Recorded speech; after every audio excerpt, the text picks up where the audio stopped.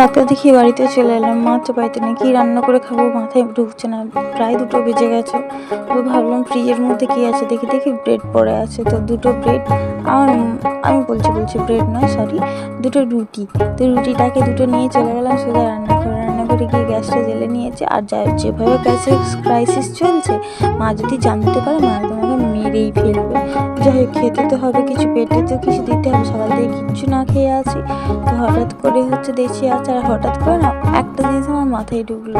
ওই viral bread দিয়ে যে জিনিসটা করে, বাটার দিয়ে, দুধ দিয়ে, সেটা দেখে তো আমার লোভ আর সামলানো যাচ্ছে না। 2টো রুটি দিয়ে আমার ভালো মতোই হয়ে যাবে। তো সেইভাবে নিয়ে চলে গেলাম। আর দিয়ে কড়াইতে বসতে হালকা করে লাল করে ভাজতেছি, হচ্ছেই না লাল ভাজা, কেন কি জানে।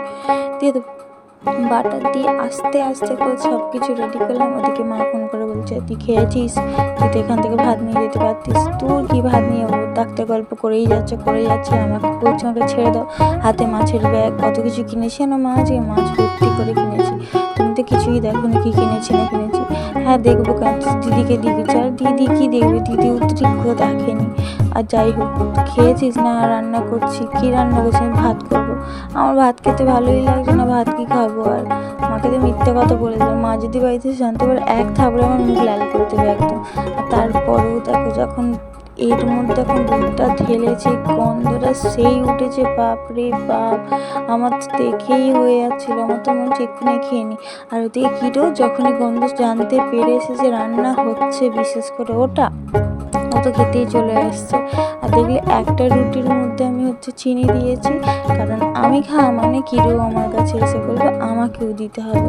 তখন ওই জন্য কী করলাম, ওই একটা রুটিতেই চিনি দিয়েছি। আর বারবার আস্তে আস্তে করে দুধ দিয়ে কি বলে তোমার, আমার দেখে জিভে জল চলে আসছে।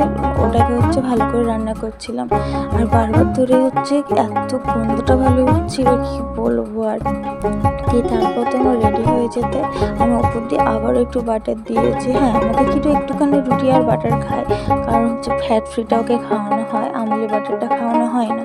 তো তারপরে নিয়ে নিয়েছি এখানে। দিয়ে যখন চামচ দিয়ে একটুখানি কেটে মাঝখানে যেখানটা চিনি দেওয়া ছিল বাটারের অংশটা যখন মুখে দিলাম, উফ বাউ, চুমু, একদম চুমু যাকে বলে, কি সুন্দর টেস্টি হয়েছিল।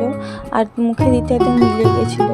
তো আজকের ভিডিওটা ছিল এইরকম। তোমাদের কেমন লেগেছে জানাবে। অবশ্যই লাইক, কমেন্ট, শেয়ার আর ফলো করতে ভুলবেন না। টাটা, দেখা হচ্ছে নেক্সট ভিডিওতে।